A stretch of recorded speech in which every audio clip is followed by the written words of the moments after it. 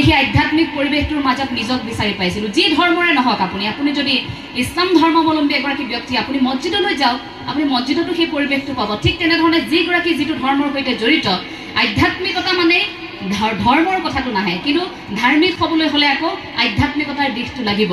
আধ্যাত্মিকতাৰ লগত আকৌ বিজ্ঞানৰো এটা সুসম্পৰ্ক আছে। মই পিতৃ মাতৃক সেই আধ্যাত্মিক চেতনা সন্তানৰ মনত জগাই তোলাৰ ক্ষেত্ৰত বিশেষ পদক্ষেপ গ্ৰহণ কৰিবলৈ মই আহ্বান জনাম যে আপোনালোকে সন্ধিয়া হোৱাৰ লগে লগে অন্তত আপোনালোকৰ ঘৰখনত তেনে এটা পৰিৱেশৰ সৃষ্টি কৰক। অন্তত সন্ধিয়া হোৱাৰ লগে লগে আপোনালোকে এই টিভিটোত এই বাৰে ভচহু কিবা এসোপা চাই থকাতকৈ অন্তত আপোনালোকে সেই সময়খিনিত, সন্ধ্যা সময়খিনিত অকণমান ঈশ্বৰৰ গুণানুকীৰ্তন কৰক, অকণমান প্ৰাৰ্থনাৰ সেই পৰিৱেশটো ঘূৰাই আনক। নামঘোষাত কি নাই, কীৰ্তনত কি নাই, ভাগৱতত কি নাই, শ্ৰীমদ ভাগৱত গীতাত কি নাই, যি আমি বেলেগত বিচাৰি ফুৰোঁ।